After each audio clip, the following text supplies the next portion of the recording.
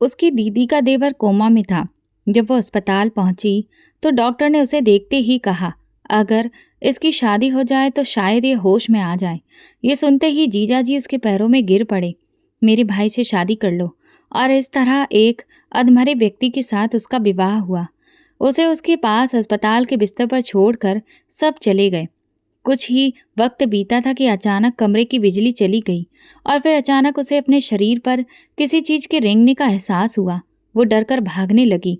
आज भी वो दिन उसे याद है जब उसकी जिंदगी की सबसे जिद्दी, सबसे जहरीली और सबसे अजीब कहानी की शुरुआत हुई।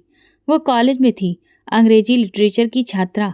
पढ़ाई, समय और सपनों को बहुत गंभीरता से लेती थी। उसका रूटीन एकदम सादा था। क्लास, लाइब्रेरी, घर। उसकी दुनिया में बैलेंस था, व्यवस्था थी। लेकिन तिलक, वो उसकी दुनिया का ठीक उल्टा था। दीदी का देवर था। परिवार में अक्सर देखा सुना पर कभी खास बातचीत नहीं हुई थी। पारिवारिक फंक्शन में अपनी मुस्कान और बेपरवाही के साथ आता, सबसे मिलता और सभी को अच्छा लगता। उसे वो कभी पसंद नहीं आया। शायद उसकी वो लापरवाही उसे ईगो लगती थी, या शायद वो दिखावा जिसे लोग कूल कहते हैं। उसके लिए वो सिर्फ बदतमीज था। उसका पहला सीधा टकराव कॉलेज के एक ग्रुप प्रोजेक्ट में हुआ। प्रोफेसर अमित ने 6 स्टूडेंट की एक टीम बनाई जिसमें वो और तिलक एक साथ थे। जैसे ही उसने उसका नाम सुना, मन ही मन प्रोफेसर को कोसने लगी। इतने सारे नामों में से यही मिला। पहली ही मुलाकात में अंदाजा हो गया कि ये आसान नहीं होगा। तिलक ने मजाक में कहा, तो तुम ही हो वो बिनती जो हर चीज को कायदे से करना पसंद करती है। उसने तुरंत पलटकर जवाब दिया, और तुम वो हो जो हर चीज में एटीट्यूड डालने का मौका ढूंढते हो। उसकी हंसी बिनती को चुभ गई, जैसे उसकी बात उसके लिए तारीफ हो। नाइस।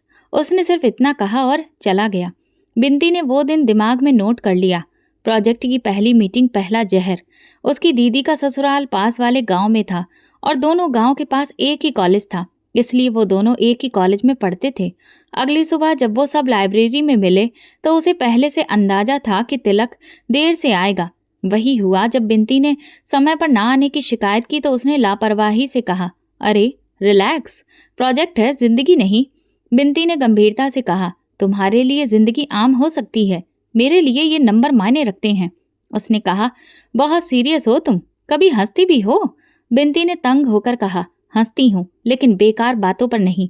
ऐसा नहीं था कि वो हर बात पर उससे बहस करती। कई बार कोशिश की कि नज़रअंदाज कर दे, लेकिन वो कुछ ऐसा कर देता कि अनदेखा करना नामुमकिन हो जाता। कभी क्लास में उसके नोट्स छीनकर पढ़ने लगता तो कभी ग्रुप चैट में बेहुदा मीम्स भेजकर सबको हंसाता, और बिनती को सिर्फ गुस्सा आता। एक दिन जब उसने प्रेजेंटेशन के लिए पूरी समरी बनाकर सबको भेजी तो तिलक ने सिर्फ एक लाइन में रिप्लाई दिया, बहुत बोरिंग, थोड़ा मसाला होना चाहिए। बिनती ने उसका कोई जवाब नहीं दिया, उसे ब्लॉक कर दिया। लेकिन वो वहीं नहीं रुका। अगले दिन पूरी क्लास के सामने कह दिया, बिनती ने मुझे ब्लॉक कर दिया क्योंकि मैंने सच बोल दिया। उसने अपनी नजरें झुका ली और चुपचाप अपने नोट्स की तरफ देखने लगी। उसके अंदर गुस्से की लहर दौड़ रही थी, लेकिन उसने खुद पर काबू रखा। कुछ दिन बाद पता चला कि उन्हें कॉलेज की ओर से एक ट्रिप पर एक साथ प्रेजेंटेशन देनी है, गांव के बाहर। वो झिझकी, लेकिन ना जाने मुमकिन नहीं था। ट्रिप पर जाने से एक रात पहले उसकी माँ ने कहा, तिलक भी जा रहा है ना? अच्छा है, शायद कुछ समझ आ जाए तुम्हें भी। उसने अपनी माँ की ओर देखा, जैसे वो भी अब तिलक की फैन क्लब की सदस्य बन चुकी हों। बिनती ने मन ही मन कहा, मुझे सब समझ है, मुझे और कुछ नहीं समझना। अगली सुबह ट्रिप के लिए बस मैं तिलक के उसके बराबर में आकर बैठ गया। उसने तुरंत कहा, ये सीट पहले से ली गई है? उसने मुस्कुराकर पूछा, किसके लिए? बिनती ने ठंडे स्वर में जवाब दिया, खामोशी के लिए। वो बस हंसा और बैठा रहा। उसने अपनी नजरें खिड़की से बाहर जमा दी, लेकिन उसकी मौजूदगी हर पल खलती रही। उनकी प्रेजेंटेशन ठीक रही, लेकिन अंत में तिलक ने वही किया जिसका उसे डर था। उसने उसकी लिखी हुई स्क्रिप्ट को बदलकर मजाकिया बना दिया और सब हंस पड़े। जब सब तारीफ कर रहे थे वो चुप थी। वापसी में बस में उसने पास आकर कहा, शुक्रिया तो कहो, तुम्हारी बोरिंग स्क्रिप्ट में जान डाल दी आज। बिनती ने पलटकर कहा, तुम्हारी हर बात तुम्हारी एटीट्यूड की निशानी है तिलक। आज फिर साबित कर दिया कि तुम्हें मेहनत नहीं, सिर्फ अटेंशन चाहिए। उसकी हंसी इस बार अलग थी, हल्की मगर अजीब। तुम मुझे पसंद नहीं करती ना? बिल्कुल नहीं, बिंती ने तुरंत जवाब दिया। परफेक्ट। यही वो पल था जब उनके बीच नफरत की पहली ईंट रख दी गई थी और उसे नहीं पता था कि ये दीवार बनेगी या कोई बुनियाद। ट्रिप के बाद उन्होंने एक दूसरे को नजरअंदाज करना सीख लिया था। कॉलेज के दिन बीतते जा रहे थे, वो दोनों एक दूसरे से जितना हो सके दूर रहते, लेकिन किस्मत हर बार कोई ऐसा बहाना बना देती जिससे आमना सामना हो ही जाता। कभी कोई ग्रुप असाइनमेंट, कभी पारिवारिक फंक्शन, कभी कोई संयोग। घर के माहौल में कुछ और ही चल रहा था। प्रमिला बुआ और माँ की बातों में अब हर वक्त उसका और तिलक का नाम साथ साथ आने लगा था। तिलक को तुम्हारे हाथ की चाय बहुत पसंद है ना? माँ अक्सर मुस्कुराकर कहती। या फिर तुम दोनों एक जैसे हो, जिद्दी, इसीलिए एक दूसरे को झेल भी सकते हो। ऐसे जुमले बिनती के कानों में जहर घोल देते थे। हर बार बिनती कहती, माँ प्लीज, मैं और तिलक नामुमकिन, लेकिन माँ हंसती रहती, जैसे उसके इनकार में ही उन्हें हामी मिलती हो। एक बार दीदी जीजाजी ने दरिया किनारे एक पुराने फार्म हाउस पर पिकनिक का प्लान बनाया। बिनती ने मना किया, लेकिन उसकी माँ ने जोर देकर कहा, जिद छोड़ो, परिवार के साथ समय बिताना सीखो। वो मान गई, शायद कुछ शांति मिल जाए। लेकिन वहां पहुंचते ही सबसे पहला चेहरा जो दिखा वो तिलक था। जीन्स, सफेद टी शर्ट, आंखों पर सन ग्लासेस। वो सबसे अलग दिखता था, जैसे किसी और ही दुनिया का हो। पिकनिक के दौरान बिनती ने कोशिश की कि खुद को बाकी लोगों के साथ व्यस्त रखे, बोटिंग, खाना, हंसी मजाक, लेकिन तिलक बार बार सामने आता। कभी कोई टिप्पणी कर जाता, कभी उसके चुप रहने पर तंज भरी मुस्कान दे जाता। एक मौके पर सबने मजाक में कहा, बिनती और तिलक परफेक्ट जोड़ी, एक गरम एक तेज। सब हंस पड़े। बिनती ने झुंझलाकर कहा, ये जोड़े बनाने की नौटंकी बंद करो। तिलक ने तुरंत कहा, बिल्कुल ठीक कह रही हो, वैसे भी कुछ चीजें जोड़ी की नहीं सजा की होती हैं। उसका इशारा बिनती की तरफ था। सब चुप हो गए। उसी शाम बिनती की माँ और प्रमिला बुआ ने मिलकर बात छेड़ दी। देखो, हमने सोच लिया है, तिलक और बिनती की बात आगे बढ़ाएंगे। पापा खामोश थे, लेकिन माँ लगातार बोले जा रही थी। सिर्फ नफरत से कोई फैसला नहीं होता, मोहब्बत समय के साथ आ जाती है।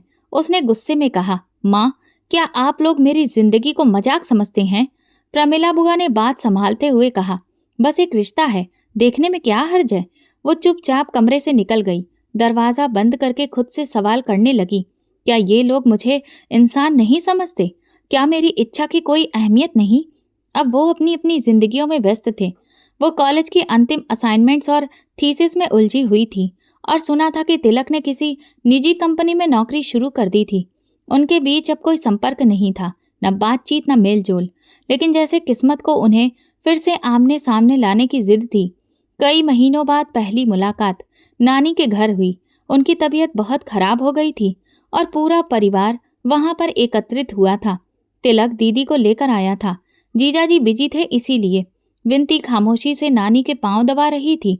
जब तिलक कमरे में दाखिल हुआ, उसने नजर तक नहीं उठाई, लेकिन उसकी आवाज फौरन पहचान ली। वो सबसे मिलता रहा और अंत में नानी के सिरहाने बैठ गया। नानी ने उसका हाथ पकड़ा और तिलक की ओर इशारा करते हुए कहा, ये दोनों कितने बड़े हो गए, वक्त कितना बदल गया है ना? तिलक हल्के से मुस्कुराया।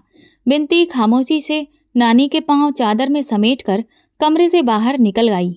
कुछ ही दिन बाद प्रमिला बुआ की शादी की सालगिरह थी। एक बड़ा समारोह रखा गया था। बिनती ने अपनी तरफ से भरपूर कोशिश की कि इस फंक्शन में ना जाए, लेकिन उसकी माँ ने साफ कह दिया, सब जाएंगे, तुम्हें भी चलना है।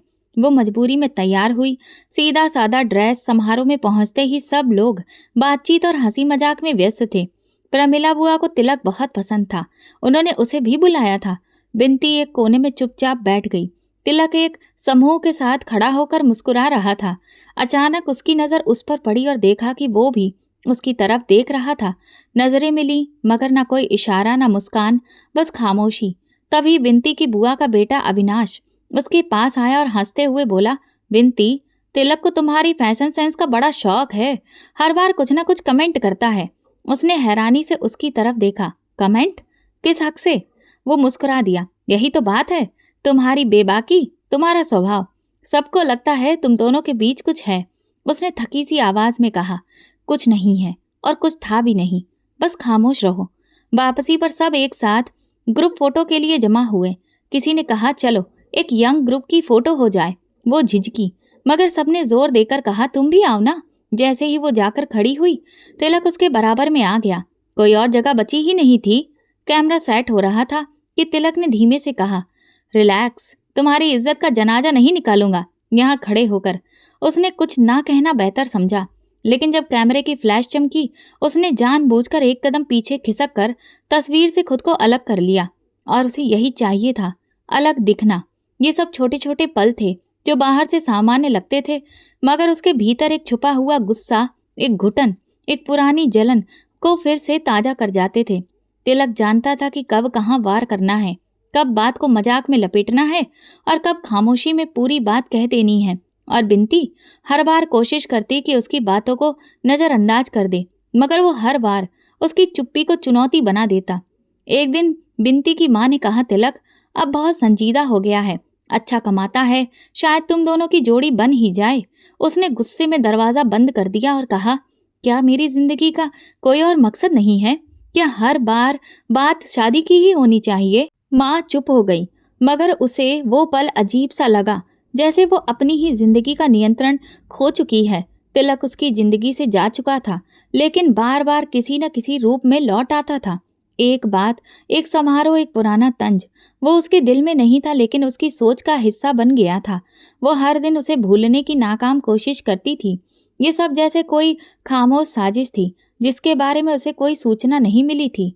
उसकी माँ ने बस इतना कहा, रविवार के लिए तुम्हारे कपड़े प्रेस होकर आ गए हैं, सब रिश्तेदार आ रहे हैं, अपनी शक्ल ठीक कर लो। उसे लगा शायद कोई दावत है या नानी के घर पारिवारिक मिलन होगा। उसने बहस नहीं की, बस हाँ में सर हिलाया, लेकिन दिल में एक अनकही घबराहट थी जो हर पल बढ़ती जा रही थी। रविवार की सुबह उसकी माँ ने उसके पलंग पर एक खास कपड़ा रख दिया, चमकदार रंगों से सजा। उसने माथे पर बल डालते हुए पूछा, ये इतना भारी कपड़ा किस खुशी में? उसकी माँ ने नजरें चुराते हुए कहा, बस थोड़ा औपचारिक माहौल है, सब अच्छे से आएंगे, तुम बेवजह जिद मत करना, बात इज्जत की है। जब वो नानी के घर पहुंची तो पूरा आंगन सजाया गया था, लाइटिंग, कुर्सियां। अंदर दाखिल होते ही उसने मौसी, प्रमिला बुआ और चाची को देखा। सबके चेहरे पर औपचारिक मुस्कानें थीं, मगर आंखों में एक अजीब सी चमक थी। तभी उसने तिलक को देखा, सफेद कुर्ता पजामा पहने, जूते उतारकर नानी के कमरे में जा रहा था, और फिर कुछ ही क्षण में वापस आता हुआ। वो उसे देखकर एक पल को ठिठका, फिर नजरें फेर ली। उसने धीरे से पूछा, माँ, ये सब क्या हो रहा है? उसकी माँ ने जल्दी से उसका हाथ दबाते हुए कहा, बस बैठ जा, सब भले लोग हैं, तुम्हारा ही भला चाहते हैं। उसने खुद को संभाला, मगर मन की बेचैनी अब खुलकर सामने आ चुकी थी। मिठाई बांटी गई, दीदी ने सबको चाय दी, और फिर वो क्षण आया जब चांदी की एक छोटी सी थाली में अंगूठी रखकर लाई गई। सबकी नजरें उस पर टिकी थीं। प्रमिला बुआ आगे बढ़ी, तिलक के हाथ में अंगूठी थमाई और कहा, बेटा पहना दो। उसे यकीन ही नहीं हुआ, वो जैसे पत्थर की हो गई थी। तिलक ने अंगूठी ली, उसकी ओर बढ़ा, मगर तभी उसके चेहरे के भाव बदलने लगे। उसकी बाहों पर शिकन आ गई, आंखों में गुस्सा था, होठों पर कड़वाहट। रुकिए, उसने ऊंची आवाज में कहा। सब चौंक कर पीछे हट गए। मैं ये नाटक नहीं करूंगा, उसने कहा और एक कदम पीछे हटा। अंगूठी वापस थाली में रखी और मेज पर जोर से हाथ मारा। मेज हिली, चाय के कप डगमगाए, कुछ बूंदें उसके सफेद कुर्ते पर गिरीं। मैं किसी जिद्दी घमंडी लड़की से शादी नहीं करूंगा, जिसे सिर्फ अपनी बात कहनी है, जो दूसरों की भावनाओं की कद्र करना नहीं जानती, जिसे हर बात में अपनी ही बात सही लगती है। वो मेरी पत्नी नहीं बन सकती। एक पल के लिए जैसे पूरी महफिल सुन्न हो गई। हर आवाज थम गई थी, सिर्फ हवा की हल्की सी सरसराहट और कुछ लोगों की सांसें सुनाई दे रही थीं। बिनती कुर्सी पर बैठी रही, बिल्कुल जड़। उसने कुछ नहीं कहा, हिली भी नहीं। उसकी पलकें तक स्थिर थीं। शायद अंदर ही सब कुछ जम गया था। वो इंसान जो उसे हर बार तंज मारता था, आज सबके सामने उसके अस्तित्व को रौंद गया था। प्रमिला बुआ फौरन बोल पड़ी, बेटा ये क्या कह रहे हो? सब रिश्तेदार बैठे हैं, थोड़ा संयम रखो। तिलक ने सिर्फ इतना कहा, संयम? जब रिश्ते में दिल ही ना हो तब चुप्पी सिर्फ बेवकूफ़ी है। बिनती की माँ ने उसकी तरफ देखा, जैसे कुछ कहना चाहती हो, मगर उसने बस गर्दन घुमाकर उनकी ओर देखा। उसकी आंखों में कोई आंसू नहीं था, सिर्फ एक ठंडा सा विरोध था। वो रुक गया। बिनती चुपचाप उठी और अंदर के कमरे में चली गई, दरवाज़ा बंद किया और चुपचाप बैठ गई। ना आंखों में आंसू थे, ना होठों पर कोई शिकायत, सिर्फ एक ठंडी सी थकान थी, जैसे बरसों का सफ़र एक ही दिन में पूरा हो गया हो। कमरे के बाहर से बातों की आवाज़ें आ रही थीं। कोई कह रहा था, अब क्या ज़रूरत थी इतनी जल्दी करने की। दूसरा बोला, लड़का ही बदतमीज़ है। लड़की ने तो कुछ कहा भी नहीं। तीसरे ने कहा, आजकल के बच्चे अपने माँ बाप की इज्जत की परवाह ही नहीं करते।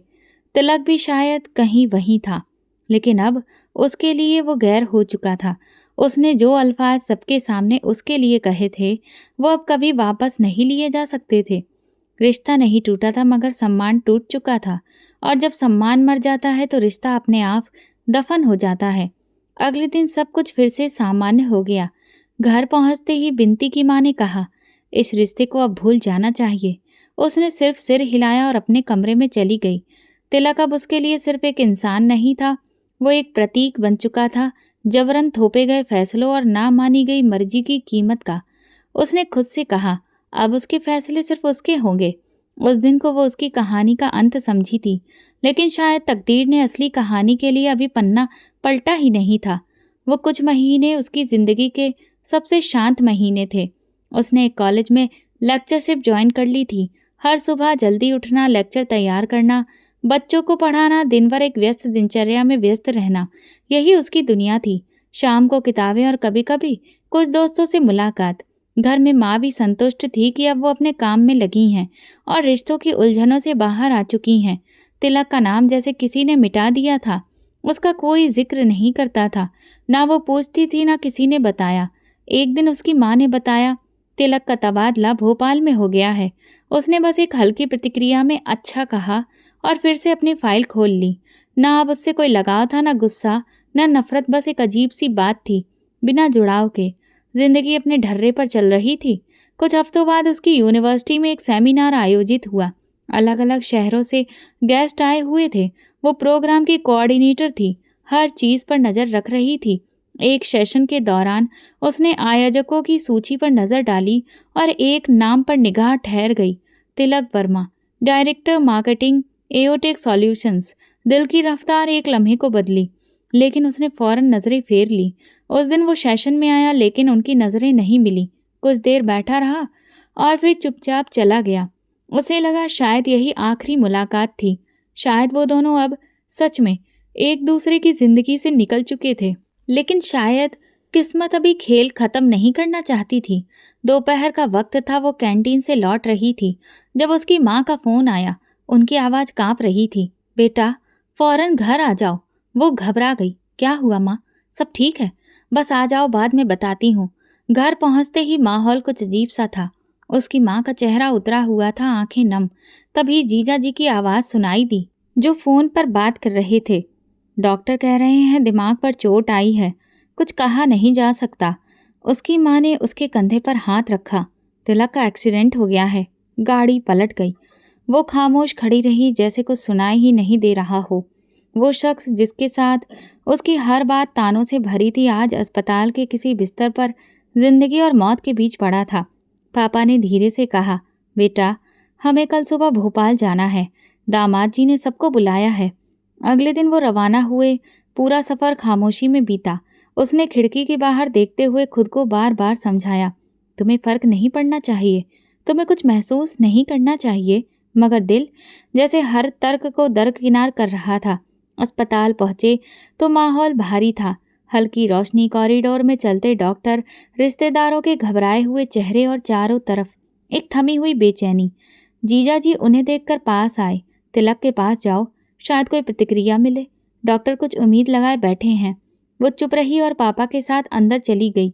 वही था, वो सफ़ेद बिस्तर पर लेटा हुआ, मशीनों की आवाज़ें गूंज रही थीं।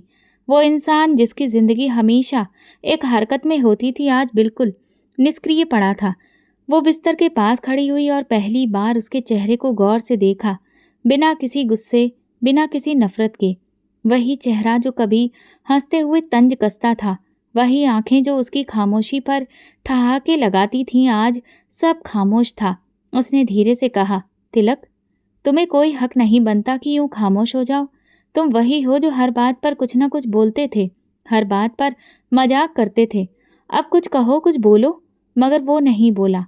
सिर्फ मॉनिटर की बीप सुनाई देती रही। अस्पताल से बाहर आकर वो नर्सिंग स्टेशन के पास खड़ी थी। तभी डॉक्टर प्रताप जीजा जी से कह रहे थे, इसकी हालत नाजुक है, लेकिन इमोशनल शॉक शायद असर कर जाए। कुछ मरीज अपनों की आवाज़ या कोई इमोशनल बात सुनकर रिएक्ट करते हैं। हमें कोई ऐसा जज्बाती झटका चाहिए जो इसे वापस जिंदगी की ओर खींच सके। जीजा जी ने पूछा, आपका मतलब क्या है? डॉक्टर ने गंभीर स्वर में कहा, कभी कभी विवाह जैसे रिश्ते का ऐलान या कोई इमोशनल पॉइंट किसी पेशेंट को होश में वापस ला सकता है। जीजा जी चुप हो गए और वो थोड़ी दूरी पर खड़ी सब सुन रही थी। शायद अभी कोई फैसला नहीं हुआ था, लेकिन उसके भीतर एक अजीब सी बेचैनी ने घर कर लिया था। जिस व्यक्ति को उसने अपनी जिंदगी से निकाल फेंका था, शायद अब वही उसके भविष्य की लकीर बनने वाला था। उसे उस वक्त ये नहीं मालूम था कि आने वाले दिनों में उसकी जिंदगी कौन सा तूफान लेकर आने वाली है, लेकिन इतना ज़रूर समझ चुकी थी कि सुकून के वो कुछ लम्हे जो उसने बड़ी मुश्किल से कमाए थे, अब ख़त्म हो चुके हैं। अस्पताल की वो लंबी सी गैलरी किसी सुनसान रास्ते की तरह खामोश थी, जैसे वहाँ वक्त भी ठहर गया हो। वो 2 दिन से भोपाल में ही थे। अस्पताल के पास ही एक छोटा सा गेस्ट हाउस था, जहाँ रातें कट रही थीं। हर सुबह जल्दी अस्पताल पहुँचते, दिन वार्ड के बाहर बेचैनी में गुजरता और रात को थक कर लौटते। तिलक की हालत में कोई खास सुधार नहीं था, ना आंखों में कोई हरकत, ना शरीर में कोई प्रतिक्रिया। नर्स ने एक दिन बताया कि पिछले 12 घंटे से उसका ब्लड प्रेशर भी स्थिर नहीं है। तीसरे दिन जब वो अस्पताल पहुंचे तो जीजा जी का चेहरा फीका और आंखें सूजी हुई थीं। उन्होंने पापा को एक और बुलाया। वो थोड़ी दूरी पर थी, लेकिन उनकी आवाज़ साफ सुनाई दे रही थी। डॉक्टर कह रहे हैं कि अगर कोई इमोशनल शॉक मिले तो तिलक में रिएक्ट कर सकता है। पापा ने सवालिया निगाहों से देखा। क्या मतलब? जीजा जी की आवाज़ कांप रही थी। कोई ऐसा पल, कोई ऐसा रिश्ता जो इसके दिल से जुड़ा हो, उसे वापस खींच सकता है। पापा थोड़ी देर चुप रहे, लेकिन जीजा जी ने बात आगे बढ़ाई। डॉक्टर की सलाह है कि अगर उसी लड़की से तिलक का विवाह हो जाए जो उसके दिल के करीब थी, तो शायद वो कुछ महसूस कर सके। हो सकता है वो सुन रहा हो। उसके पैर जैसे जमीन में जम गए। वो वहीं की वहीं खड़ी रह गई, जैसे धरती ने जकड़ लिया हो। लगा शायद वो कुछ गलत सुन रही है, या ये सब एक भ्रम है। मगर जब जीजा जी ने अगला वाक्य कहा तो भ्रम की कोई गुंजाइश नहीं बची। बिनती, वही उसके दिल के सबसे करीब थी।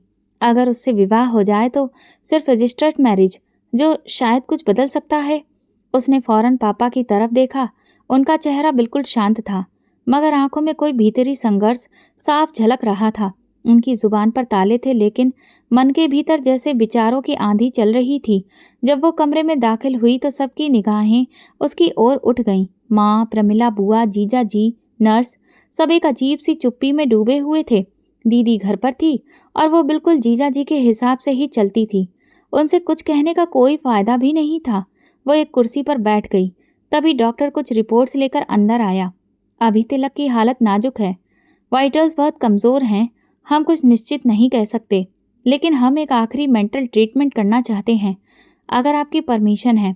जीजा जी ने उसकी तरफ देखा, फिर पापा की ओर मुड़े। मैं जानता हूँ ये अचानक हो रहा है, लेकिन हमारे पास समय नहीं है। सिर्फ एक रजिस्टर्ड मैरिज, बस एक ऐलान। शायद उसका दिल कुछ महसूस करे। बिनती की माँ ने धीमे स्वर में पूछा, उसके बाद क्या होगा?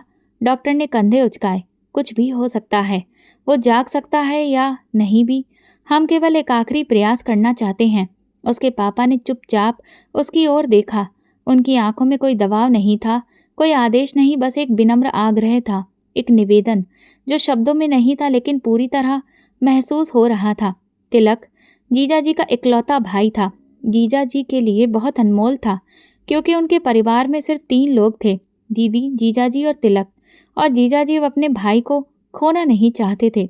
वो भी बिनती को उम्मीद की नज़र से देख रहे थे। उसकी जुबान बंद रही, वो होठ पीछे बैठी रही, ना कोई जज्बात, ना इनकार। दोपहर को सब इंतजाम पूरे कर दिए गए। एक नर्स ने उसे दुपट्टा पकड़ा दिया।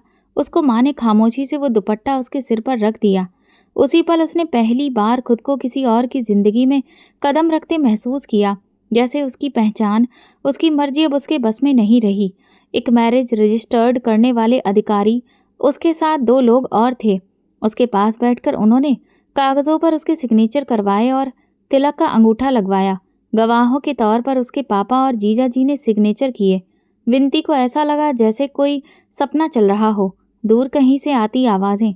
सबका चेहरा किसी बोझ तले झुका हुआ था। उसे तिलक के बिस्तर के पास बैठा दिया गया। नर्स बोली, हाथ थाम लीजिए, कभी कभी स्पर्श से भी प्रतिक्रिया मिलती है। उसने हल्के से उसकी उंगली छुई जैसे कांच हो। वही हाथ जो कभी किसी मजाक पर मेज पर मुक्का मारता था, आज बेकार पड़ा था। उसकी नब्ज चल रही थी। मॉनिटर एक ही लय पर बीप कर रहा था। ना कोई हलचल, ना कोई संकेत। 5 मिनट गुजरे, फिर 10। सब कुछ वैसा ही रहा। डॉक्टर ने आकर कहा, शायद समय लगे, आप चाहें तो जा सकती हैं। वो उठी और कमरे से बाहर निकल आई। उसकी माँ ने उसका हाथ पकड़कर हल्के से दबाया। तुमने बहुत हिम्मत दिखाई। उसने कुछ नहीं कहा, बस जाकर कुर्सी पर बैठ गई और दरवाजे की तरफ देखती रही। किसी ने उससे ये नहीं पूछा कि वो क्या चाहती है। शायद इसलिए कि अब किसी को फर्क ही नहीं पड़ता था, या शायद अब सचमुच फर्क पड़ना बंद हो गया था। वो दिन पूरी खामोशी में गुजरा।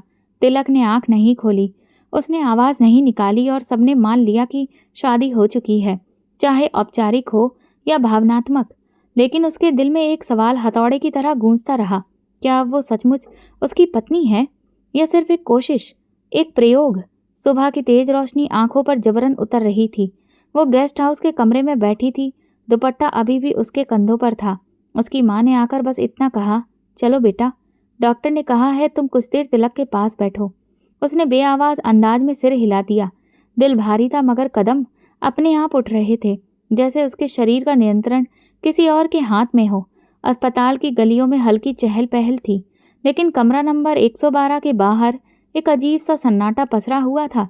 अंदर गई तो वही दृश्य, वही बेजान सा शरीर, वही मशीनों की बीप, वही ठहरी हुई हवा। नर्स ने खामोशी से दरवाज़ा बंद किया। उसे लगा जैसे वो किसी परीक्षा में दाखिल हो गई है। वो सोफे पर बैठने की बजाय पास रखे स्टूल पर बैठ गई। कमरे में सिर्फ 2 रोशनी थी, एक मॉनिटर की नीली चमक और दूसरी खिड़की से आती धूप की किरण। उसने तिलक का हाथ फिर से छुआ, लेकिन इस बार जैसे भीतर कुछ पिघल गया। तुम्हें पता भी है तुम्हारे नाम पर क्या कर डाला गया है? उसने फुसफुसाकर कहा, सिर्फ इसलिए कि शायद तुम्हारी पलकों में कोई हरकत आ जाए। वो चुप था, जैसे हमेशा से रहा हो। थोड़ी देर बाद नर्स फिर आई। आपको थोड़ी देर अकेले रखा जाएगा, बाकी सब नीचे वेटिंग एरिया में हैं, हम पास ही हैं, ज़रूरत हो तो बुला लीजिए। उसने धीमे से जवाब दिया, जी। दरवाज़ा बंद हुआ। कमरे की खामोशी अब और भी गाढ़ी हो चुकी थी। उसने दीवार की तरफ देखा, फिर मॉनिटर की बीप पर ध्यान दिया। मन में वही लफ्ज़ गूंजते रहे, शादी। क्या ये शादी थी?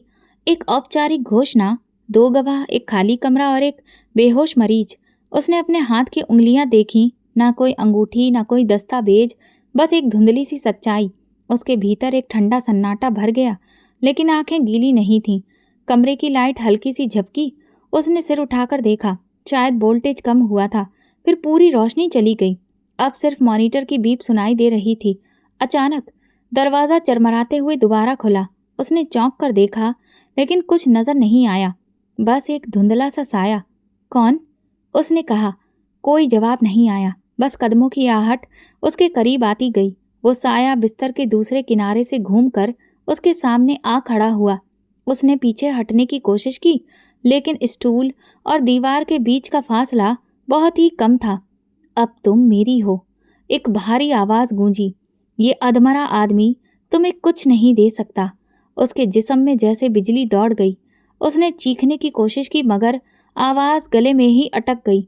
रुको, हटो, कौन हो तुम? वो खड़ी हो गई, पीछे हटते हुए बिस्तर के दूसरी ओर चली गई। ये तुम्हारा पति है या सिर्फ एक जिस्म जो मुश्किल से सांस ले रहा? आवाज़ और करीब हुई। उसने दीवार के साथ लगकर पूरी ताकत से चीख मारी, कोई है? किसी को बुलाओ। अचानक मॉनिटर की बीप का पैटर्न बदल गया। वो चौंकी और तिलक की तरफ देखा। उसकी उंगली में मामूली सी हरकत हुई, बीप तेज हो गई। तिलक, उसके मुंह से निकला। अगले पल वो साया पीछे हट गया और दरवाज़ा जोर से खुला। रोशनी लौटी। नर्स, डॉक्टर, उसकी माँ एक साथ कमरे में दाखिल हुए। क्या हुआ? आप चीख रही थी? नर्स ने घबराकर पूछा। उसने हाँफते हुए दीवार थाम ली। कोई था, कोई आया था। डॉक्टर की नज़र फौरन मॉनिटर पर पड़ी। हार्ट रेट बढ़ा है, ये तो बड़ी खबर है। डॉक्टर तिलक के करीब पहुंचा। तिलक, क्या आप मुझे सुन सकते हैं? अगर सुन पा रहे हो तो पलक झपकाएं। और फिर उसकी पलकें हल्की सी हिली। यह होश में आ रहा है। डॉक्टर की आवाज़ में जोश था। जल्दी न्यूरोलॉजिस्ट को बुलाओ। कमरे में जैसे अचानक एक तूफान उठ गया। उसकी माँ ने उसे सीने से लगाकर कहा, तूने चमत्कार कर दिया। तेरी मौजूदगी ने उसे खींच लिया वापस। उसे कमरे से बाहर ले जाया गया। वो खामोशी से चलती रही, जैसे अब कुछ समझने को बचा ही नहीं था। वेटिंग एरिया में सब लोग एक दूसरे को बधाई दे रहे थे। बिंती का विवाह ही तो था जो असर कर गया। मोहब्बत में बहुत ताकत होती है। अब ये रिश्ता तो असली हो गया। वो सब सुन रही थी, मगर उसके अंदर एक सवाल लगातार हथौड़े की तरह गूंज रहा था। आखिर कमरे में कौन था? किसने उसके करीब आने की कोशिश की थी? उस रात नींद आंखों से कोसों दूर थी। वो सोच रही थी, ये शादी है या सिर्फ प्रयोग? उसने अपने दिल से कहा, सच चाहे जो हो, खामोशी कभी झूठ नहीं बोलती। और उसकी खामोशी चीख चीख कर कह रही थी, ये शादी नहीं था। अगले दिन तिलक की आंखों में होश की चमक थी, जैसे नींद के जाल से कोई जाग उठा हो। वो उसे देखकर मुस्कुराया, धीमी आवाज में बोला, तुम मेरे लिए आई थी। वो कुछ बोल न सकी, बस सिर हिला दिया। वो बोला, बीवी हो तुम मेरी। उसकी सांस जैसे अटक गई, मगर लबों पर मुस्कुराहट लानी पड़ी। अस्पताल के स्टाफ के सामने कोई और रिएक्ट देना मुमकिन नहीं था। उसने धीरे से कहा, हाँ तिलक। इसके बाद सब कुछ बदलने लगा। तिलक तेजी से ठीक होने लगा, जैसे उसके झूठ ने उसकी जिंदगी को नई रफ्तार दे दी हो। वो रोज अस्पताल जाती, वो खुश होता, उसका हाथ पकड़ता, कभी हंसकर कहता, ये सब तुम्हारे बिना मुमकिन नहीं था मेरी बीवी। बीबी, ये शब्द हर बार उसके अंदर एक हल्की सी कराह पैदा करता। क्या वो वाकई उसकी पत्नी है? कुछ दिनों बाद तिलक को घर ले आया गया। रिश्तेदार रोज आने लगे। कुछ तिलक को देखकर खुश होते, कुछ उसे देखकर नजरें चुराते। प्रमिला बुआ बार बार कविता का नाम लेती, जैसे कुछ छीना गया हो। कविता तो तिलक का बहुत इंतजार कर रही थी, लेकिन फिर कहती, खैर, जो तकदीर में लिखा हो। उस रोज उस कमरे में समय बिताने को कहा जाता। उसकी माँ कहती, तेरे साथ रहने से उसे जल्दी आराम मिलेगा। वो सिर हिला देती, लेकिन अंदर से खोखली होती जा रही थी। एक दिन जब तिलक सो रहा था, वो उसकी दवाओं की फाइल देखने लगी। दराज खोली तो रसीदें, रिपोर्ट्स और एक नीली फाइल मिली, जिस पर लिखा था पर्सनल। दिल धड़कने लगा। फाइल खोली, कुछ कागज थे। उनमें एक पन्ना ऐसा था जिस पर उसका और तिलक का नाम लिखा था, लेकिन कोई विवाह प्रमाण पत्र, कोई कानूनी दस्तावेज नहीं था। तभी उसके संजय भाई कमरे में दाखिल हो गए। क्या कर रही हो बिंती? वो चौंक गई, फाइल बंद कर दी, बस दवाओं की रिपोर्ट देख रही थी। संजय भाई ने फाइल ले ली और बोले, बिंती, सब कुछ जानने की जरूरत नहीं होती। जो हुआ वही तुम्हारी किस्मत है। उसने उनकी आंखों में झांकने की कोशिश की। संजय भाई, वो विवाह हुआ था ना? उन्होंने उसकी आंखों में नहीं देखा, बस चुपचाप फाइल संभाल कर बाहर चले गए। उस पल एक सवाल उसकी दुनिया के सुकून को निगल गया। एक पुरानी वीडियो सामने आई, शायद अस्पताल के किसी कोने में छिपाकर बनाई गई। डॉक्टर, संजय भाई और वही रजिस्टर्ड मैरिज करने वाला अधिकारी हंसते हुए बैठे थे। डॉक्टर बोला, वाह संजय भाई, क्या अदाकारी की थी। मुझे तो लगा सच में शादी हो रही है। अधिकारी ठहाका मारकर हंसा। शादी में कई लोग होते हैं, लड़की, लड़का और शादी कराने वाला। ये तो बस नाटक था। संजय भाई हंसे, बस वो होश में आ जाए, बाकी लड़की को बताने की क्या जरूरत। वो सोचती रहे कि बीवी है, बुरा क्या है। कैमरा धीरे धीरे जूम आउट करता है, सब देख रहे हैं। ये वीडियो किसी सीसीटीवी से रिकॉर्ड की गई थी, जो अब कहीं सुरक्षित है, लेकिन सच्चाई कोई नहीं जानता। और बिंती, वो अब भी उसी उलझन में जी रही है। उस शाम तिलक ने कहा, आओ पास बैठो। वो बिस्तर के किनारे बैठ गई। वो बोला, मैंने ख्वाब में देखा था, तुम कह रही थी वापस आ जाओ, सब इंतजार कर रहे हैं। वो उसका हाथ थाम कर बोला, कभी सोचा नहीं था कि सब यूं होगा, लेकिन अब लगता है जो हुआ ठीक ही हुआ। उसने सिर हिला दिया, लेकिन दिल में एक अजीब सा खालीपन था। रात को उसकी माँ मेरे कमरे में आई, बालों में हाथ फेरते हुए बोली, बेटा, जिंदगी ने तुझे एक मौका दिया है, इज्जत का रिश्ता है, निभा लेना। उसने धीमे से पूछा, अगर वो विवाह बस एक इलाज का हिस्सा था? उसकी माँ रुक गई, बोली, ऐसा मत सोचो, जो सबके सामने हुआ वही सच्चाई है। वो चुप रही, लेकिन अंदर एक बेचैनी का बीज बोया जा चुका था, जो सच की जमीन पर फूटने को तैयार था। वो सच जो सिर्फ उनके लिए था, उसके लिए नहीं, क्योंकि जो विवाह सबकी आंखों के सामने हुआ था, वो दरअसल एक तमाशा था, और वो बस एक अदाकारा। तिलक अब अपने पैरों पर चलने लगा था, सहारे के बिना चलता। नर्सों की जगह अब वो खुद पानी का गिलास उठा लेता। वो रोज़ मिलते, बातें करते, कभी लंबी खामोशियाँ होती, कभी बातें। बाहर से वो एक खुशहाल जोड़े जैसे दिखते, जो किसी बड़ी परीक्षा के बाद साथ आया हो। लेकिन भीतर उनके बीच एक अजीब सी खामोशी पसरी हुई थी, ऐसी खामोशी जो सवालों से भरी थी। वो खुद से बार बार पूछती, क्या ये सब सच है? क्या मैं वाकई उसकी पत्नी हूँ? क्या ये रिश्ता सिर्फ एक नाटक था, या अब मैं सच में किसी की जिंदगी का हिस्सा बन चुकी हूँ? तिलक बदल गया था, वो नरम हो गया था। उसके लहजे में अब तंज नहीं, शुक्रगुजारी थी। एक दोपहर वो कमरे में दाखिल हुई तो उसने बैठे बैठे कहा, तुम जानती हो, जब तुम पहली बार मेरे पास आई थी, मुझे लगा तुम्हारे स्पर्श ने मुझे खींच लिया था। उसने नजरें चुरा ली। कभी कभी इंसान वही देखता है जो वो देखना चाहता है, उसने कहा। उसने हल्की मुस्कान के साथ बिंती की तरफ देखा, और अगर वही चीज असल हो, तुम मेरा सपना बन गई हो बिंती, वो सपना जिसने मुझे मौत के अंधेरे से रोशनी में धकेल दिया। तुम मेरे लिए खुशबू हो, सुकून हो। वो सुनकर शौक रह गई। उसकी आंखों में जो शुक्रगुजारी थी, उसमें अब एक मोहब्बत की नरमी भी थी, वो नरमी जो सिर्फ सच्चे जज्बात से आती है। वो बाहर लॉन में बैठ गई, पेड़ों की छांव के नीचे। उसने आंखें बंद कर लीं और दिल ही दिल में कहा, अगर ये रिश्ता झूठ है तो उसके दिल में ये सच क्यों जाग रहा है? वो रात बेचैनी में कटी। नींद आई तो ख्वाब में खुद को फिर उसी कमरे में पाया। विवाह के झूठे दृश्य पलटते रहे। अधिकारी की हंसी, डॉक्टर की खामोशी, संजय भाई की आंखों में छिपी झिझक। वो चीख उठी और पसीने से भीगी हुई उठ बैठी। सुबह नाश्ते के वक्त तिलक ने उससे कहा, मैं चाहता हूँ हम इस रिश्ते का सार्वजनिक ऐलान करें। उसके हाथ रुक गए। नाश्ता थाली में ही रह गया। सबको पता चले कि तुम मेरी हो, हमेशा के लिए। उसके दिल में एक उम्मीद जागी, मगर साथ ही एक डर भी। क्या ये प्रेम है या वो जिम्मेदारी जो किसी ने उस पर डाल दी? उसने धीरे से कहा, तिलक, कभी कभी हम वो कुछ मांग लेते हैं जिसकी बुनियाद ही नहीं होती। उसने उसकी तरफ देखा। मैं जो महसूस करता हूँ वही मेरी बुनियाद है। तुम मेरे लिए बस साथ गुजारे हुए लम्हे नहीं हो, मेरी पूरी जिंदगी हो। वो चुप रही। उस रात फिर वही सवाल सामने आ गया। अगर ये झूठ है तो उसके दिल में ये यकीन क्यों पनप रहा है? मोहब्बत धीरे धीरे अपनी जगह बना रही थी, लेकिन जैसे ही रोशनी कमरे में दाखिल होने लगती, दरवाजे पर अंधेरे की आहट आ जाती। एक शाम प्रमिला बुआ उसकी माँ के सामने खड़ी थीं, चेहरे पर वही बनावटी मुस्कान, लेकिन आंखों में तड़प साफ झलक रही थी। भाभी, तिलक की शादी का फैसला मैं पहले ही कर चुकी हूँ, और वो फैसला कविता है, मेरी बेटी, मेरी इज्जत। उसकी माँ कुछ कहने ही वाली थी कि वो कमरे में आ गई। प्रमिला बुआ, विवाह हो चुका है, तिलक अब किसी और का नहीं हो सकता। उनका चेहरा सुर्ख हो गया, जैसे किसी ने उनके अहम पर चोट की हो। क्या? विवाह? कहाँ हुआ? कौन सा अधिकारी? कौन से गवाह? वो चुप रही। उनकी आवाज़ और बुलंद हुई, सिर्फ कागज पर साइन करने से विवाह नहीं होता। गवाह कहाँ थे? सबूत? दस्तावेज? उसकी सांसें रुकने लगीं। आप कहना क्या चाहती हैं? उन्होंने तंज भरी हंसी हंसी। तुम सिर्फ एक दिखावा हो, एक तमाशा, जिसे बीमार लड़के को होश में लाने के लिए लगाया गया था।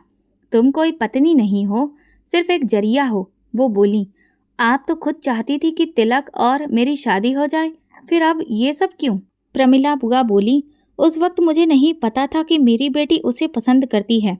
जब तिलक ने तुम्हें शादी से इनकार किया, तब मेरी बेटी ने बताया कि वो तिलक को पसंद करती है और उससे शादी करना चाहती है। मैंने तो उसी दिन से सोच लिया था कि तिलक की शादी अब मेरी बेटी के साथ होगी। वो कमरे से बाहर निकल गई, लेकिन विनती के दिल में कुछ टूट चुका था। शायद वो जानती थी, लेकिन उस सच को किसी के मुंह से सुनने का दर्द कुछ और होता है। उस रात एक और वाकया सामने आया। एक बंद कमरा जहां जीजा जी, रजिस्टर्ड मैरिज अधिकारी और प्रमिला बुआ आमने सामने खड़े थे। अधिकारी गुस्से से बोला, आप लोगों ने कहा था कि बस शादी की तरह एक दिखावा करना है, अब क्या समस्या है? प्रमिला बुआ बोली, समस्या ये है कि वो लड़की अब हमारे काबू में नहीं रही। वो तिलक के दिल में घर कर चुकी है। जीजा जी ने धीमी आवाज में कहा, मैंने खुद देखा है, वो बदल गया है। उसके चेहरे पर वही रोशनी है जो प्रेम से आती है। अधिकारी ने दांत भींचते हुए कहा, तो अब क्या मैं जाकर कहूँ कि विवाह हुआ ही नहीं था? आपने खुद कहा था ये सब एक नाटक है, अब भुगतो इसे। प्रमिला बुआ का चेहरा जैसे जहर से भर गया। ये लड़की अब समस्या बन चुकी है। बिनती को अभी सच्चाई नहीं मिली थी, लेकिन झूठ की नींव डगमगाने लगी थी। और प्रेम, वो तो चुपचाप अपना रास्ता बना रहा था, चाहे झूठ के महल में ही क्यों ना हो। सुबह का दृश्य अजीब था। सभी घर में गहरे सन्नाटे में तैयारियों में जुटे थे। कविता पूरे जेवर साड़ी और आत्मविश्वास के साथ घर में दाखिल हुई थी, जैसे जो उसका हक था वो आज वापस मिलने जा रहा हो। प्रमिला बुआ ने सबको आदेश देते हुए कहा, आज शाम तिलक और कविता की रस्म है। चंद खास मेहमान बुलाए गए हैं, सिर्फ अपने लोग। बिंती ने कुछ नहीं कहा, चुपचाप रसोई में जाकर बर्तन धोना शुरू कर दिया। हाथ अपने आप चल रहे थे, लेकिन दिमाग में बस एक ही सवाल गूंज रहा था, क्या उसकी खामोशी उसके अस्तित्व को मिटा देगी? दोपहर के वक्त जब वो लॉन से गुजर रही थी, अचानक उसकी नज़र कविता पर पड़ी। वो उसके पुराने दुपट्टे में आईने के सामने खड़ी होकर जेवर पहन रही थी और बोल रही थी, असल दुल्हन तो ऐसी दिखती है। तुम तो बस इत्तेफाक से उसके पास पहुंच गई थी, पर आज उसका फैसला हमारे हाथ में वापस आ गया है। बिंती चुपचाप पलटी, अपने कमरे में गई, दरवाज़ा बंद किया और पहली बार आईने में खुद से पूछा, क्या मैं सचमुच उसकी पत्नी हूँ या सिर्फ एक खामोशी जिसे सबने नज़रअंदाज कर दिया? तभी दरवाजे पर दस्तक हुई और उसकी दीदी कमरे में आई। उनका चेहरा काफ़ी बुझा हुआ था। वो बोली, बिंती, मुझे माफ़ कर दो। बिंती ने कहा, क्या बात है, खुलकर बताइए। दीदी बोली, तुम्हारे जीजा जी ने तुम्हारे साथ धोखा किया है। दरअसल वो पहले तो चाहते थे कि तुम्हारी और तिलक की शादी हो जाए, क्योंकि तिलक तुम्हें मन ही मन पसंद करता था। लेकिन जब तुमने तिलक को कोई भाव नहीं दिया तो तिलक ने तुमसे अपनी सगाई तोड़ दी। उसी दिन प्रमिला बुआ को पता चला कि उनकी बेटी तिलक से प्यार करती है, तो वो काफ़ी खुश हुई और उन्होंने तुम्हारे जीजा जी से कविता से शादी के लिए तिलक की बात की। जीजा जी ने पहले तो कहा कि वो तिलक से पूछकर बताएंगे, लेकिन फिर प्रमिला बुआ ने उन्हें दहेज में मोटी रकम देने को कहा, जिससे वो इस शादी के लिए तैयार हो गए। लेकिन कुछ ही दिनों बाद तिलक का एक्सीडेंट हो गया और वो कोमे में चला गया। उसे होश में लाने के लिए तुम्हारे जीजा जी ने तुम्हारा इस्तेमाल किया, क्योंकि डॉक्टर ने उन्हें बताया था कि तिलक को कोई इमोशनल शॉक देना है। जीजा जी जानते थे कि तिलक तुमसे प्यार करता है और कहीं ना कहीं उसके मन में तुम आज भी हो। उन्होंने इसी बात का फ़ायदा उठाया और तुम्हारी झूठी शादी करवाई, जिससे तिलक होश में आ जाए। प्रमिला बुआ और जीजा जी ने मिलकर पहले ही तय कर लिया था कि जब तिलक होश में आ जाएगा तब वो कविता और तिलक की शादी करवा देंगे। और तुमने बताया था कि अस्पताल में जब तुम तिलक के साथ कमरे में बैठी हुई थीं, तब कोई साया कमरे में आया था जिसने तुम्हारे करीब आने की कोशिश की थी। तो वो कोई और नहीं, तुम्हारे जीजा जी ही थे, क्योंकि डॉक्टर ने उन्हें ये करने को कहा था जिससे तिलक को शॉक लगे, क्योंकि सिर्फ तुम्हारे साथ शादी होने की वजह से वो कुछ खास रिएक्ट नहीं कर रहा था। वो डॉक्टर ने ही फिर बोला कि कुछ ऐसा सीन क्रिएट किया जाए जिस पर वो रिएक्ट करने पर मजबूर हो जाए। तभी वो कमरे में आए और उन्होंने तुम्हें डराने की कोशिश की, और ये तरीका सफल भी रहा। बिंती, तुम मुझे माफ़ कर दो। मैंने इस सब खेल में तुम्हारे जीजा जी के खिलाफ कुछ भी नहीं कहा, तुम्हें कोई सच नहीं बताया, क्योंकि तुम तो जानती हो कि मुझ में इतनी हिम्मत नहीं है कि मैं उनका विरोध कर सकूं। लेकिन तुम मेरी बहन हो और मैं तुमसे भी लगाव रखती हूँ, इसलिए मैंने तुम्हें आज ये सब सच बताया है, क्योंकि मैं जानती हूँ कि तिलक सच में तुमसे बेहद प्यार करता है और अब तुम भी तिलक को पसंद करने लगी हो, और मैं नहीं चाहती कि तुम्हारी शादी टूटे और तुम्हारा शादीशुदा जीवन बर्बाद हो जाए। तुम जो भी फैसला लेना सोच समझ कर लेना, बाकी हो सके तो अपनी बहन को माफ़ कर देना। और उसके बाद विंती की दीदी कमरे से चली गई। शाम से कुछ पहले वो मेहमानों के लिए ट्रे में शरबत लेकर बाहर निकली। जैसे ही ड्राइंग रूम के पास पहुंची, उसकी नज़र तिलक पर पड़ी। वो दरवाजे के पास खड़ा उसकी तरफ देख रहा था। उसकी आंखों में वही खामोश सवाल था जो उसके दिल में कई दिनों से पल रहा था। उसने नज़रें चुरा ली, लेकिन वो आगे बढ़ा। कविता एक तरफ हो गई और तिलक उसके सामने आ खड़ा हुआ। तुम क्या सोचती हो, मैं तुम्हें छोड़ दूंगा? उसकी आंखों में आंसू थे। उसने पहली बार उसका हाथ थाम लिया। कुछ लम्हे जैसे थम गए। उसे नहीं पता वो कब एक हो गए, कब उसने उसे सच मान लिया, कब वो उसके दिल में उतर गया। लेकिन अब जो भी है वो सच है। उसने विंती का हाथ और मजबूती से पकड़ा और कमरे के बीचों बीच जाकर सबके सामने ऐलान किया, मैं अपनी पत्नी को कभी नहीं छोड़ूंगा। ना भाई ना दुनिया मुझे रोक सकती है। अगर किसी को ऐतराज है तो अभी कह दे। ढेर सारी आंखें उन्हें देख रही थीं। कविता का चेहरा पीला पड़ गया था। प्रमिला बुआ ने उसका हाथ खींचा और उसे कमरे से बाहर ले गई। वो वहीं खड़ी रोती रही। ना किसी की बात सुनाई दी, ना कोई चेहरा याद रहा। बस वो एक पल, वो और तिलक एक ऐलान में बंधे हुए, लेकिन उसके भीतर एक सवाल अभी भी दफन था। क्या वो इस विवाह में सिर्फ मौजूद है या बंधी है? बाहर लॉन में प्रमिला बुआ कविता के कंधे पर हाथ रखकर कह रही थी, उस लड़की ने जादू कर दिया है कविता, तुम्हारी जगह छीन ली। विवाह नहीं सही, लेकिन दिल तो जीत लिया है। कविता की आंखों में नमी और होठों पर जलन थी। उधर अंदर एक नई उलझन ने जन्म ले लिया था। प्रेम ने रिश्ता जीत लिया था, लेकिन सच्चाई अभी भी उसके दिल में बंद थी। उस रात सब चुप थे, ना कोई आरोप, ना कोई बात, जैसे सबने अपने अपने दिल में कोई निर्णय ले लिया हो। कुछ सच्चे, कुछ झूठे और ढेर सारी चुप्पियाँ, सब मंजूर। तिलक उसके पास आया और धीरे से बोला, मैं तुम्हें अपने साथ ले जाना चाहता हूँ, सबके सामने। उसने धीरे से कहा, लेकिन हम तो पहले ही। वो मुस्कुराया, हाँ, लेकिन वो सब धुंधला था। अब मैं चाहता हूँ हम असल में एक हो जाएं, बिना नाराजगी, बिना धोखे, सिर्फ हम दोनों। उसने एक नीले रंग की फाइल उसके सामने रखी।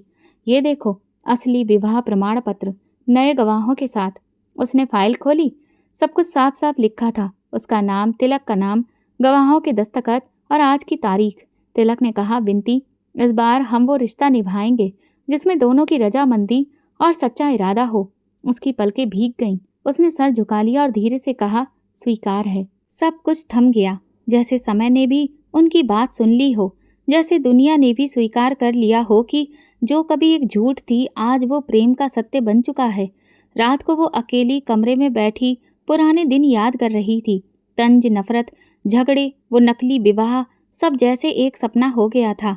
और फिर दिल में एक सवाल उठा, क्या वो उसे कभी बताएगी कि जो विवाह सबने सच माना वो असल में एक झूठ था? उसका दिल कहता था, नहीं, कुछ रिश्ते कागजों पर साबित नहीं होते, कभी कभी दिल की मोहर ही काफ़ी होती है। तिलक को कभी ये मालूम नहीं पड़ा कि वो विवाह झूठा था, और उसने कभी बताया भी नहीं, क्योंकि ये रिश्ता अब किसी रस्म, किसी कागज, किसी गवाह का मोहताज नहीं था। ये रिश्ता दिल से स्वीकार किया जा चुका था, जो दुश्मनी से शुरू होकर अब जिंदगी का सबसे सच्चा साथ बन चुका था।